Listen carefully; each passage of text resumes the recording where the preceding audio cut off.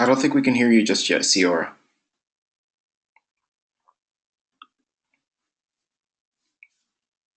You're still muted on our side.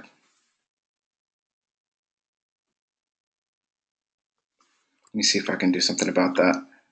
How about now? Are you good? Yeah. All right, Can you hear perfect. me? Yeah, I can hear you. That Okay. was that was on my end. I apologize. All right, you're good to go. Oh, okay. All right. Thanks. No All problem. right. Um, Hi, everyone. I'm going to get started here. Okay, so I'm going to walk you through how to access the library webpage. Um, so you can access it from going to your connect.lafilm.edu portal. Sign in with your student username and your password.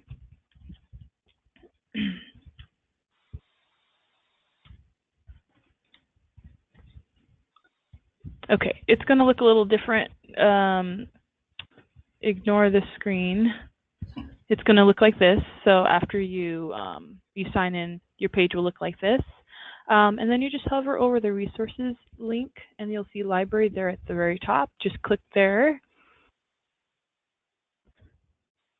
and then you'll see our library webpage.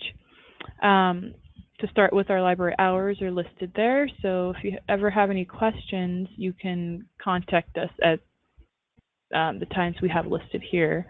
You can also, there's our phone number, and then there's also email link to send any questions that you have. And then we have our mission statement. Basically, our purpose is to support your classes and give you additional information in addition to what you're going to be learning in your classes. So starting off with our online resources, they're available to you 24 hours a day, 7 days a week. And the first one is our online library catalog. You can click on the library link, and then it will take you to our search page. So let's say you're going to search for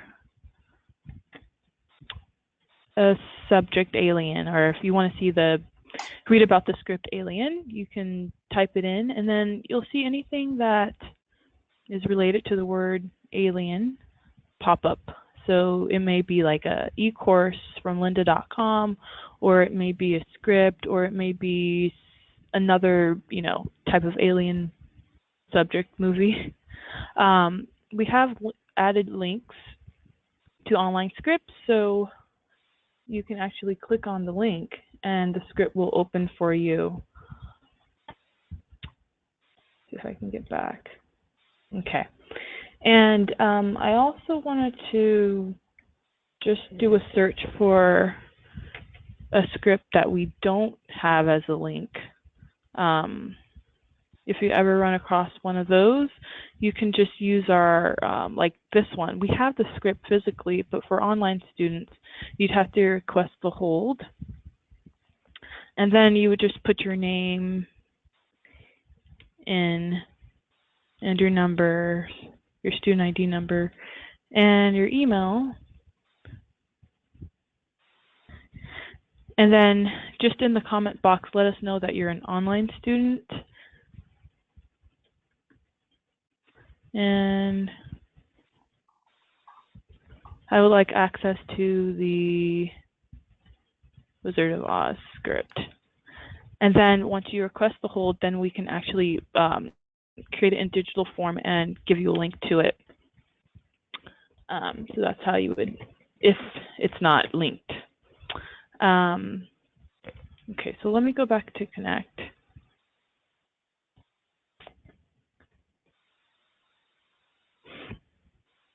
Okay, so going back through,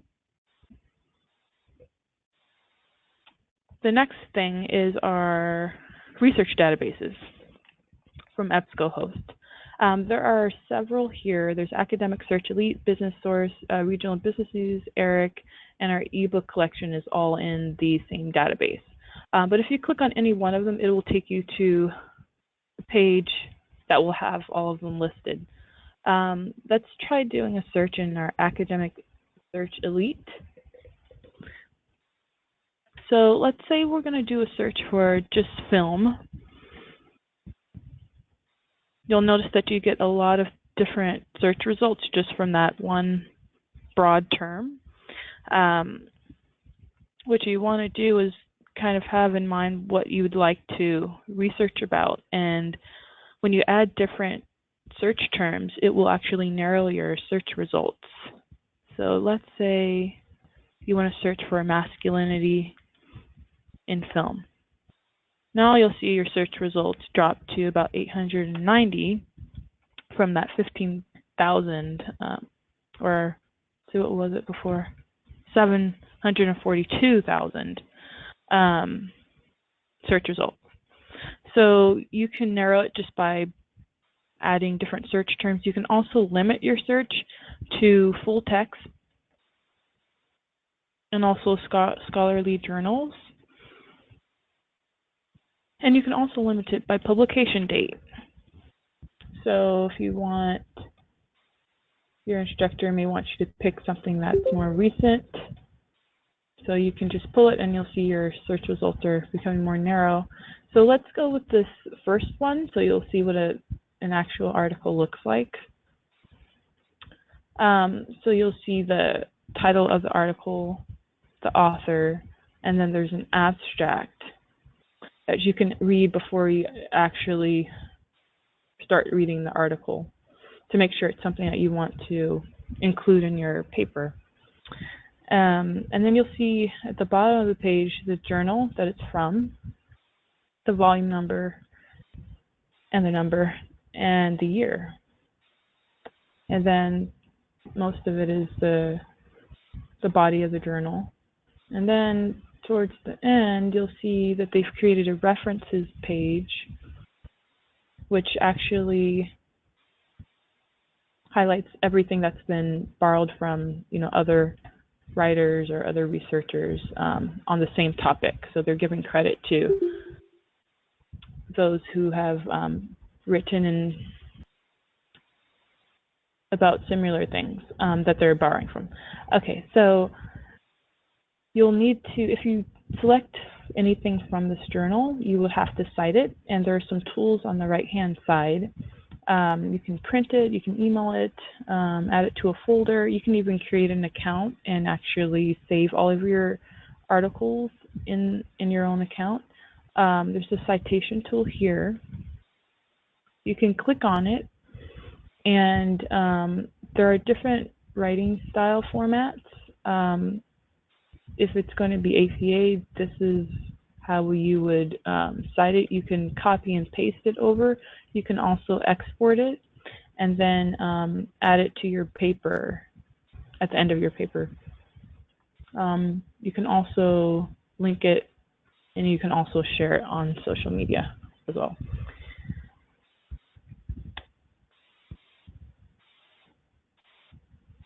Okay, so that's how you do a search.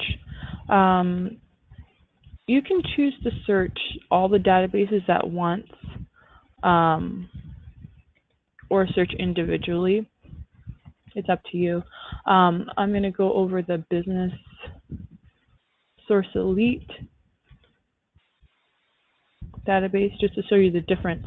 When you're in Business Source Elite, there is a Company Profiles tab at the top. When you click there, you can search for any company that's within the database. So let's say you search for DreamWorks Animation. You can click on the Market Line report. It'll open up and you'll get a list of information about the company. Company overview, key facts, the address, the phone number, the website, how many employees the company has, and different information, the history of the company. So this is good for good research information. So you can browse through that. You can download it also. And then there's also publications tab. You can use this tab if you want to search for any magazines. Some contain bibliographic records, which is just the record, and some contain actual digital copies of the magazine. So that's for you to explore. There's also images. You can search for images and use that. As long as you cite it, you can use anything in this database. Okay, so let me go back to Connect.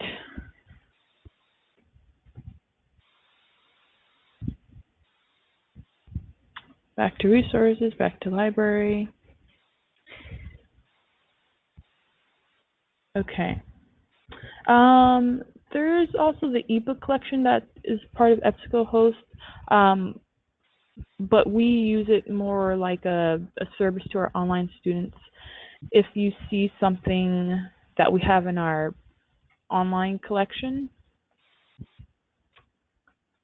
or in our online catalog, then you want a copy of it, just click the hold button and then let us know that you're an online student, and we can actually purchase it and give you the link for an ebook. So actually that link is, you should just go back to the Academic Search Elite link, but we'll probably just email you the link directly in there. No, let's see. We had one student actually request one. It was called the Mixing Engineer's Handbook that we had in our stacks, and we were able to purchase this and send it to the student. And so you just get a digital copy of the ebook itself, and it opens up, and you can just read it online. Okay. Go back to Connect.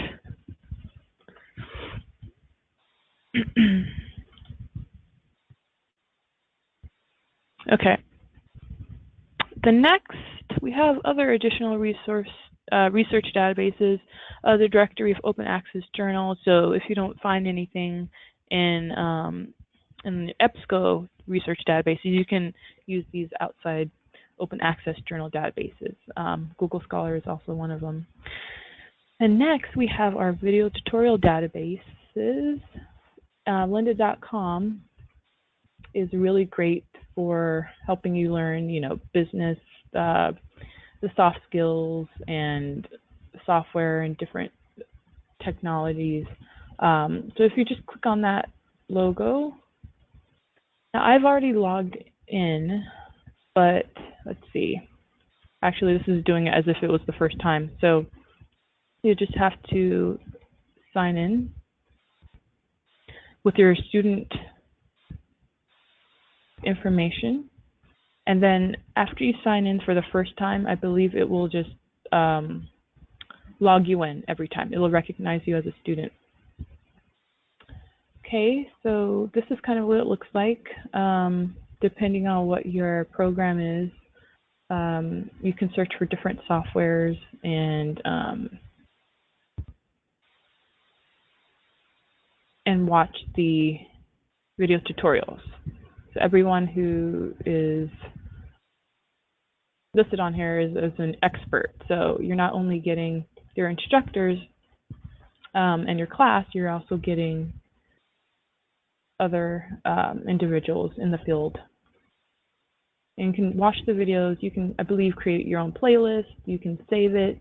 You can also take quizzes and earn certificates for completing all the videos if you watch them all.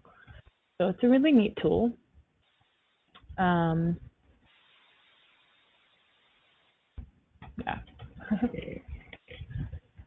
Okay, let's go back to Connect.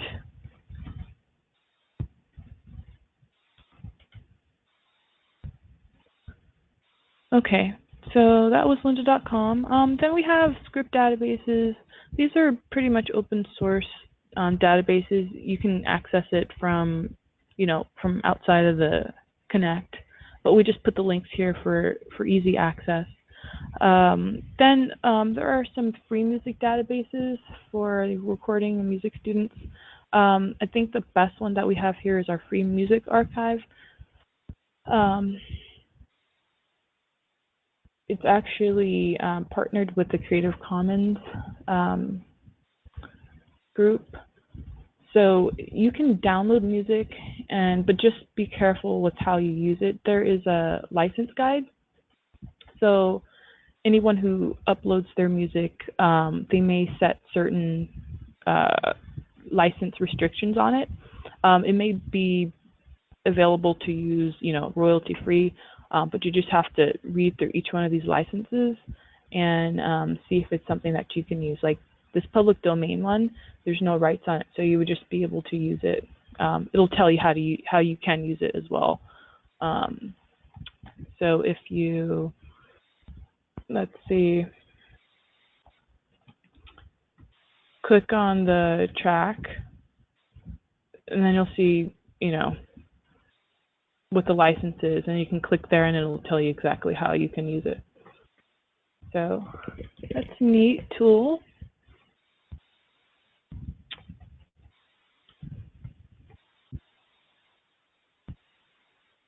Okay.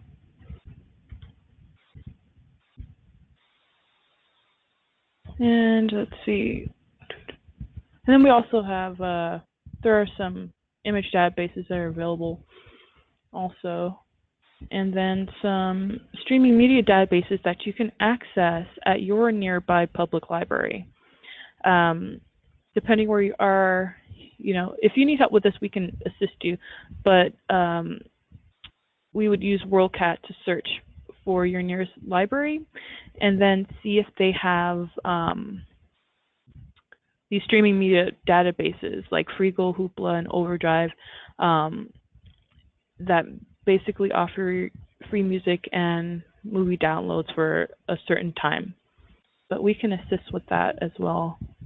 And then we have additional ebook databases, Barley.com, Project Gutenberg, and Google Books. And then lastly, we have our writing resources. If you need help with, grammar, writing, or the structure of your paper, you can access Purdue OWL. And it'll give you tips and tricks on, how to perfect your writing.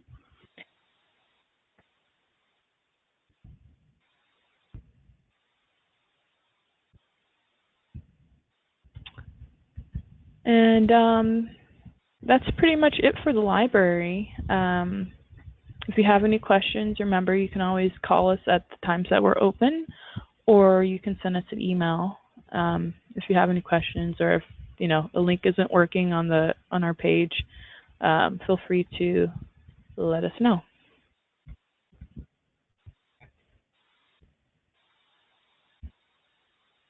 Okay. All right. Thank you very much, Ciara. We really appreciate you coming in.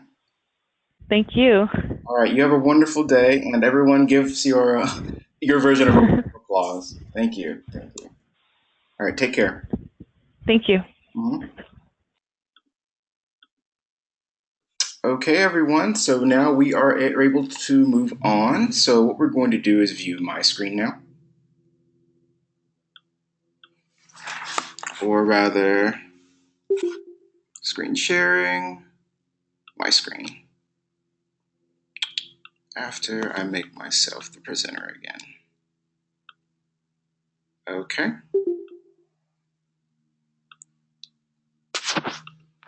All right, we are ready to move on. Okay, everyone, so here is the agenda for the rest of the day.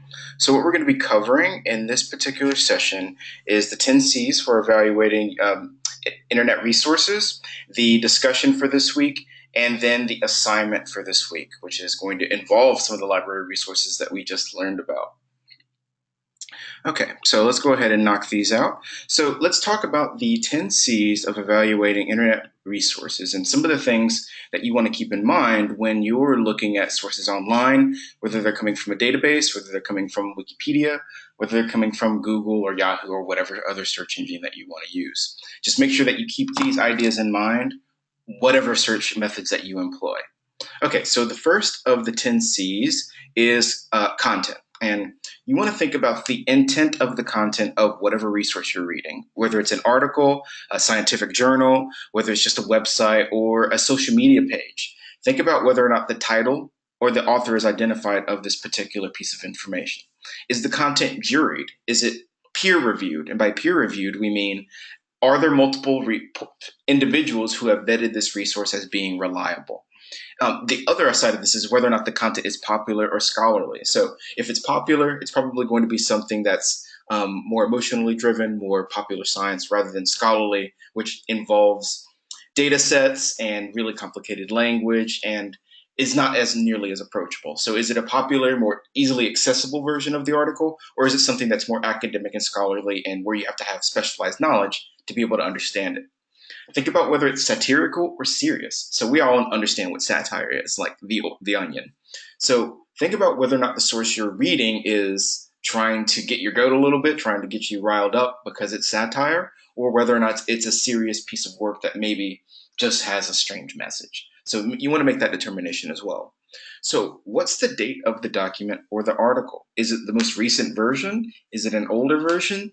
Generally, the rule of thumb is that you want to stick to articles and information that were generated within the last 5 years or so. That's going to be pretty much current. Maybe things don't change so often, maybe they do, but 5 years is a nice window for research that you want to do. Anything older than that is probably going to be out of date, given how quickly things move nowadays.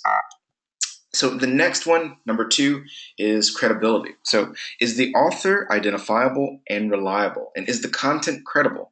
Is it authoritative? Is it something that you can believe simply because of how it's hosted, how it's written, who wrote it?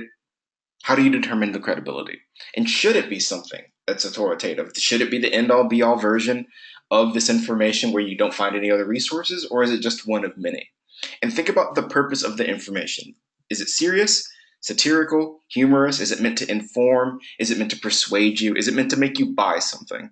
So think about the credibility of your articles as well.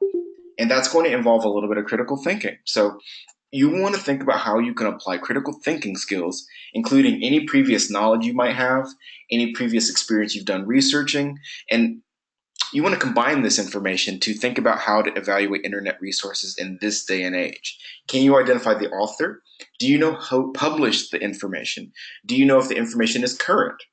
And would you be able to find this information just like you would if you, say, picked up a magazine or a book that has all of this information as part of its print run?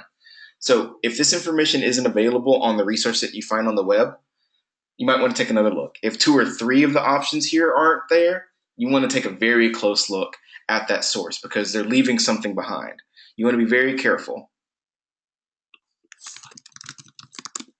All right, so the next one we're going to talk about is copyright. Now, we're not going to spend too much time on copyright because that's a lecture in and of itself, but you want to make sure that whatever you're searching for on the web, whatever you're using in your projects, that you've got permission to use it. We're going to go over that next week, but you want to keep in mind that if you're gathering information from the web, you want to give the proper attribution to that source. So that's going to involve posting links to that article or giving some sort of citation or credit to the original author or artist or writer or whatever it happens to be. So think about the idea that someone wrote or is responsible for the creation of documents, graphics, sounds, or images, and all of this material falls under copyright conventions. So if you spend a lot of time on some work that you've created, you wouldn't want someone to just take that work, pretend it's theirs, and then profit from it, right? You want your you want your rewards for your efforts. So you want to also put that forward when you use sources that are created by other people. You want to make sure that we can find where you got your information from so we can go to the original source and make our own determination about maybe some research of our own. So keep this in mind. Citations. So this kind of goes hand in hand with our copyright. So you always want to give credit to the author, the artist, the author.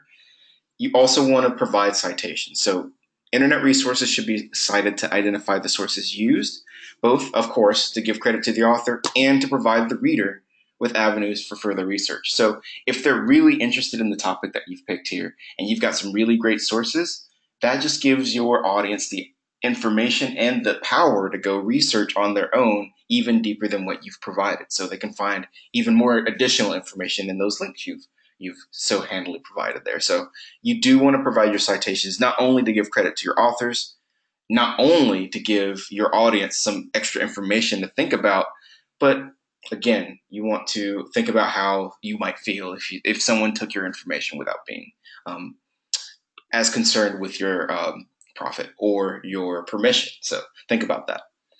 And number 6 is continuity. So will the internet site be maintained and updated? And is it now, and will it continue to be free? So some websites, some academic journals, some scholarly websites do have their information behind something that's called a paywall. So that does involve you buying a subscription or paying a flat fee, some way to kind of get past that gate to get to the information that you want. So sometimes that information is gated behind a paywall, and sometimes it's readily available in a database that you do have access to. So keep that in mind. And can you rely on this source over time to provide up-to-date information? So sometimes a website might not be behind a paywall and all of their information is readily available, and then they do switch to a subscription model where suddenly you're not freely able to access those databases anymore. So think about that. Your resource today might not be available to you tomorrow. Number 7 of our 10 C's is censorship. So is your discussion list moderated? And what exactly does this mean? So does your search engine or index look for all words or some words excluded? And is this censorship? So consider censorship and privacy issues when using the internet. So by moderation, we mean, is this article vetted before it's posted? Did someone read this and accept this article and then post it on behalf of someone else? Or is it just information that anybody can post anywhere? So you want to be mindful of some sort of vetting process for whatever information that you're researching. If anybody can just post anywhere, kind of like Wikipedia, you want to be a little bit more cautious. On the other hand, if it's something that's scholarly and there's multiple resources and there's a lot of data to back up their assertions, then that's an article or a resource that you can then take seriously because there was some eyes were on it and they signed off on it. Number 8 is connectivity. So if more than one user will need to access your site or a site, you want to consider each user's access and functionality. How do users connect to the internet, and what kind of connection does the assigned resource require? So if you're just downloading documents on the internet, that requires one type of connection. Maybe dial-up would be good enough for that. But if you're streaming video, if you're downloading videos, if you're trying to do real-time collaboration with video teleconferencing with maybe a couple of people across the nation or across state lines, you're going to want a really fast, high-speed connection so that your data rate doesn't cap out and doesn't maybe glitch out or slow down. So you want a really reliable internet connection for some more involved multimedia-heavy collaboration activities. So if it's a popular or busy resource, think about accessibility and the time frame that's needed. So think about if you're wanting to get information from someone through their social media page and you want to do outreach and have an interview with that person specifically. If they're really busy, you might want to think about way ahead of time trying to get a hold of them. Perhaps their schedule is conflicting with whatever you need. You want to just be mindful that sometimes your information resources aren't going to be readily available if it's just not a possibility. So keep that in mind. And also think about whether or not the resource is accessible by more than one internet tool. So can you use your phone to access it? Can you use your laptop? Is there more than one way to get a hold of it? And do users have the access to the same internet tools and applications? So generally in the 21st century, you don't have to worry too much about this. But there was a time where there was more incongruity between someone who maybe had dial-up and their next door neighbor had DSL or cable internet, and the speeds were not compatible whatsoever. So you also want to consider the connection speeds of the individuals that you may be working with in a collaboration. Does everybody have the same access? Number 10, it goes 8, 9, 10. No, number 9 is somewhere in there. But number 10 is, what is the context for your research? And can you find anything on your topic that is a commentary, an opinion, a narrative, statistics, and will your quest be satisfied? Are you looking for current or historical information? So before you start searching, you want to define the research context and research needs and decide what sources might be best to use to successfully fill information needs without data overload. And by data overload, we mean information that just it's helping, but it's a more noise than it is signal. Like, we don't require everything. We only require the most relevant information. And whatever fits the context for your search terms and whatever you're doing your project on, you're going to use that context when you do your research. So that's the 10 C's. We're missing number 9 somewhere in here. But if you have any questions about that, you can relay that into the chat. So the next thing we're going to cover is the discussion. So of course, week 2 we had our discussion, and that went really, really well. So a lot of you had a lot of great things to say about digital tools, and there were a lot of great conversations. So I want to encourage you guys to continue that effort this week. So here are the topics available to you, and here's some of the things you want to think about when developing your first post. Joseph, the 9th C is going to be available in the read and view activity. I have to definitely fix this slideshow because that is not in here somewhere. So the read and view activity does have an article linking to the 10 C's, so number 9 is available in there. So I do apologize about that. Okay, so you guys are going to be summarizing the experience and common tools used in conducting online research. So you're also going to explore additional online research tools beyond Google and beyond Wikipedia. So what we're wanting you to do for your first discussion post is to analyze decisions, conscious and unconscious, that affect the use of online research tools. So we want you to think about, what do you just use off the top of your head to do your research, and what do you use if you want to look for something very specific for in your research. All right, so this week's discussion topics involve the ways that you use digital technologies to find information and conduct research. In your initial discussion post, please share your thoughts on at least 3 of the following topics. Okay, so the first topic is, what are online resources that you currently use to research or learn about a topic? So for example, websites, publications, blogs, and or social media pages. And why do you choose these sources? And in your experience, what are the strengths or weaknesses of these sources as research tools? The second topic is, how do you determine or verify the credibility of the information you read online? So we all have to kind of be skeptical about the things that we read online. What are some of your techniques to make sure that what you're reading is actually truthful? And have you ever believed something that you read online and then later found that it was not true? And how did you find out? And what, if anything, did you learn about the source of the original information? And we'd like you to explain how this has affected your thoughts about online research. And the next topic is, do you currently use, or have you ever used Wikipedia, and I know we have, or a similar online information source for research? And what do you think is the proper role of Wikipedia or other similar sites in conducting and presenting research for school and or business purposes? And is it a credible and appropriate source to cite for professional, business, or scholarly purposes? Now, why or why not? So we want you to think about how you use Wikipedia and whether or not it's useful for business or scholarly purposes. So if you discuss similar to sites to Wikipedia but aren't talking about Wikipedia specifically, we'd like you to identify them and include a URL so we can click on that and check it out. Your next topic is, as bloggers and other media sources flood the internet, how important is it for professionals, both students and consumers, to know how to evaluate credibility of resources and why? And how is this either different or the same as evaluating the credibility of more or traditional or non-digital sources? Okay, so those are the topics available to you.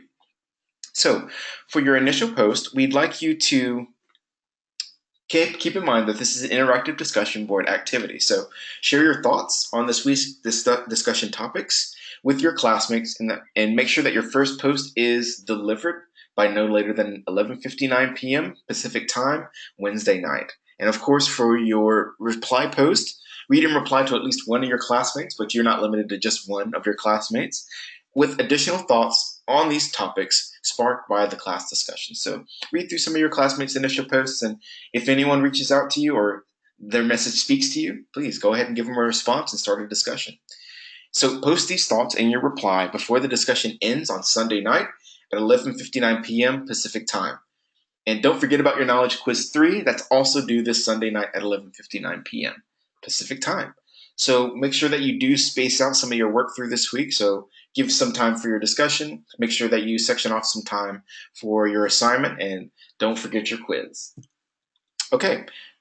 If there are any questions, go ahead and relay those in the chat. We'll be more than happy to answer. I'm going to go ahead and take a drink of water here. Okay, guys, so now we're going to move into this assignment. I'm going to go ahead and bring up the instruction document so you can see what that looks like. And here we are. Okay, also going to link this so you have that available. Okay. All right, that's going to be super I'll just handy. scroll through the article briefly so you can kind of get... There we go. Sorry about that. Okay, so here's what we're going to be doing. So for this assignment, you're going to gather and evaluate information from several different digital research sources about a company, a recent event, or a topic of your choice. So let me repeat that. You're going to be doing research about a company of your choice, a recent event of your choice, or a topic of your choice in totality. So think of some of these examples. So a company would be Netflix or Amazon or any other competitor for the streaming sort of game. Another recent event that you could cover is the business and financial decisions involved with artists performing at major events such as the Super Bowl. And a topic that you could cover, and by no means you're not limited to your degree program, but you could talk about the impact of illegal hacking and ransomware attacks on the film and television industries. So it can be related to your industry, but if you want to pick a topic that's a little out there that you're interested in, yes, just let us know if you have any questions about your topic and if you have any concerns about it. So you're encouraged to choose a topic or recent event from the industry or field that you're targeting for your career, but of course you're not limited. Now, we'd like you to select your topic. Before you do anything else, think about your topic, come up with a couple of ideas, and then once you've got that, we can decide on what you want to pick. And you want to conduct research on your topic using 2 different online information sources, at least one of which must be from the databases provided in the online library of the Los Angeles Film School. So the library databases that Ciora went over, we want you to use at least one of those databases for your research. Now, if you want to access the LA Film School library, I'm going to go ahead and provide a link for you guys and show you where it is. So that's the link to the LA Film School Connect page. And once you've connected here and once you've signed in, you're going to have a couple of things available to you. So what I'm going to go ahead and do is sign in. Okay.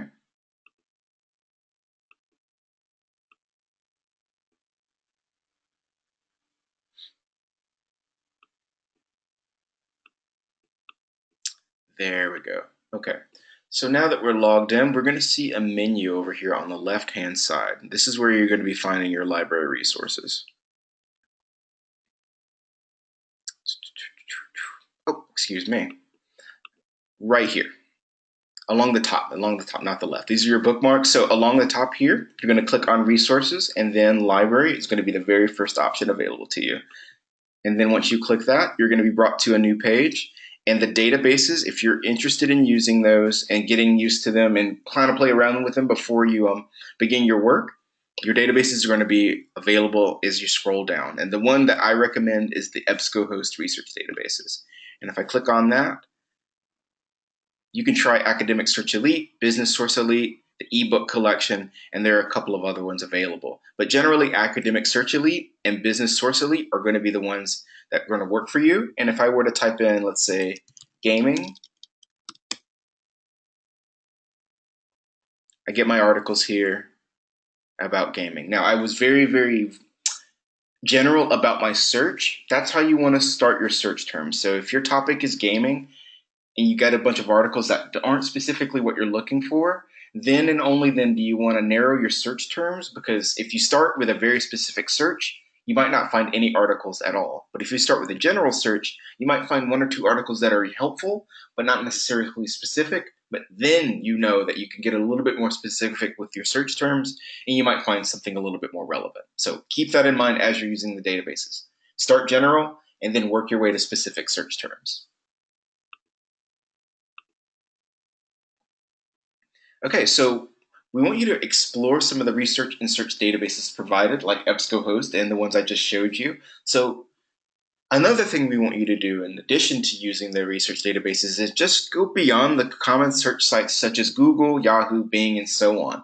we want you to find at least 2 different articles about your selected topic, each from a different source. One from the databases and one using a search engine of your choice, but we do want you to kind of experiment with the 2 and see what kind of results you'll get.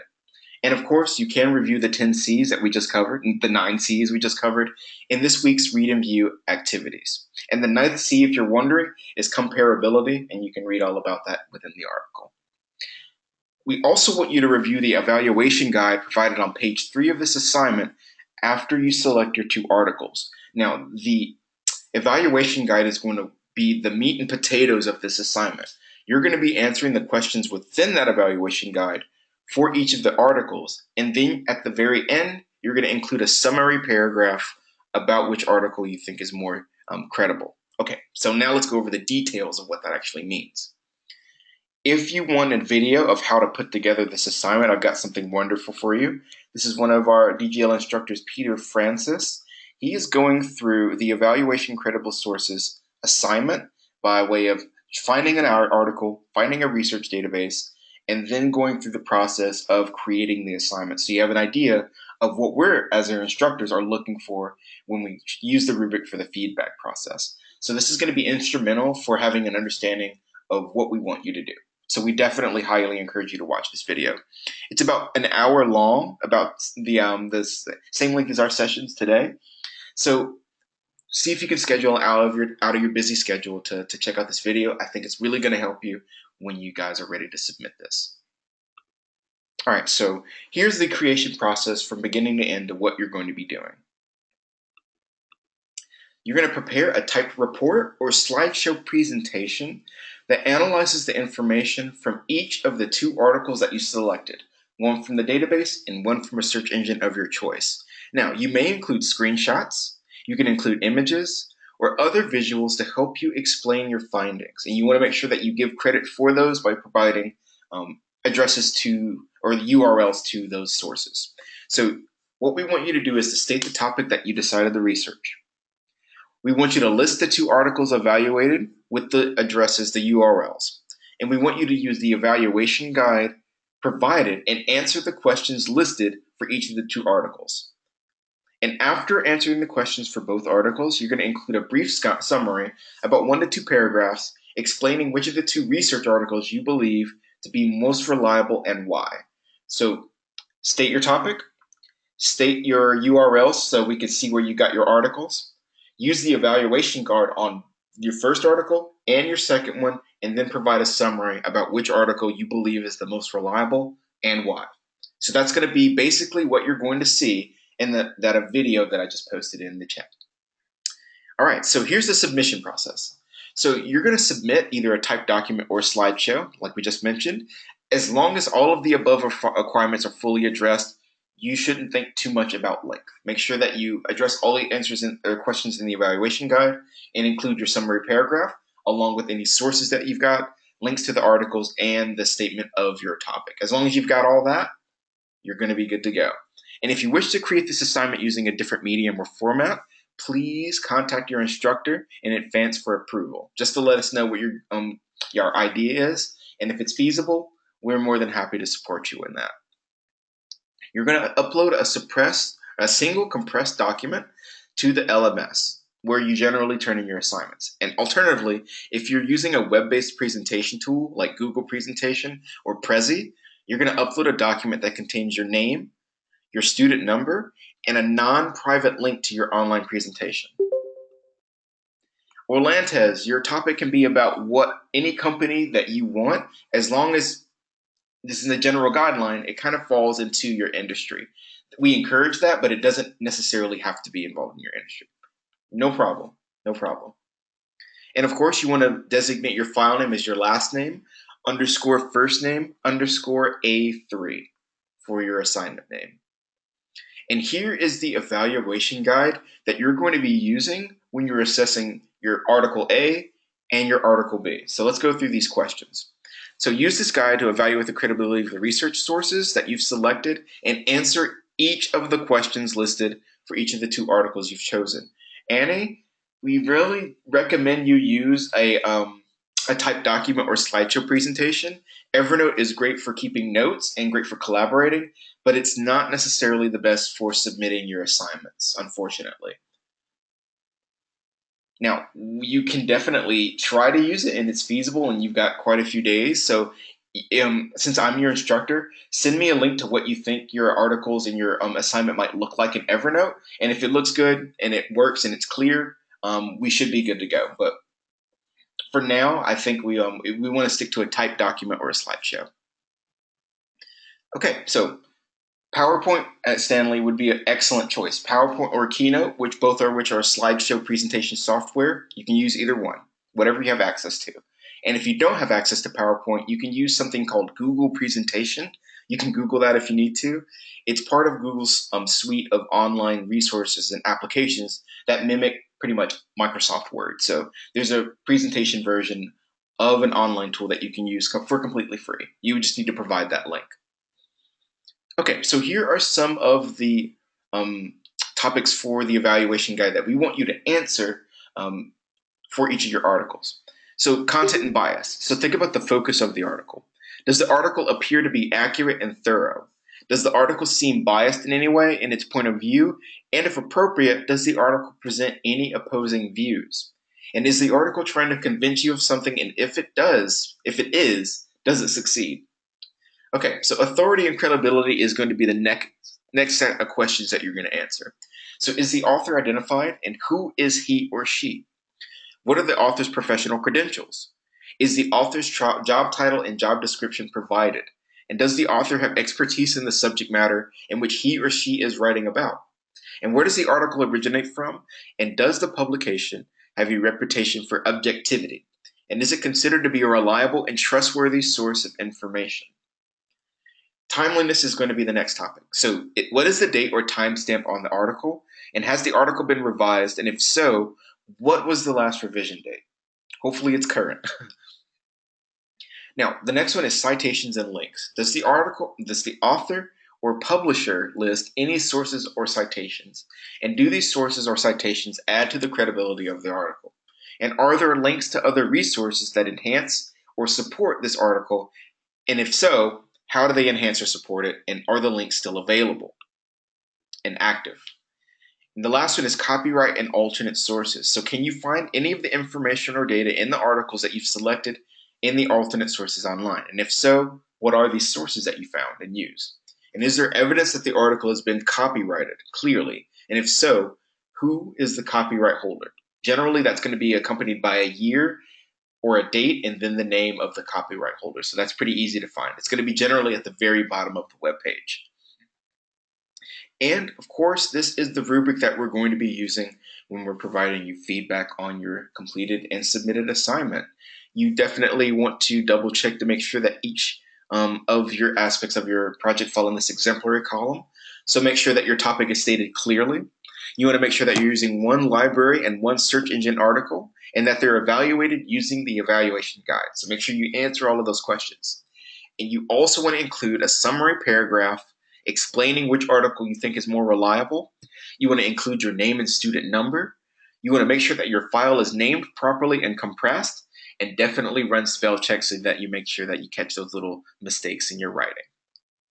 So this is what we're going to be using when we give you feedback. So definitely use this in the creation process so that you can put out the best project possible.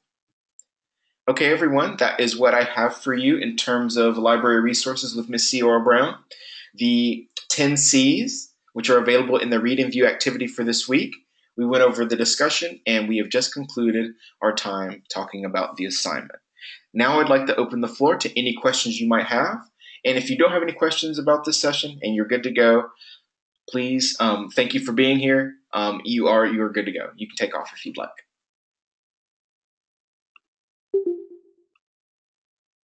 And if you have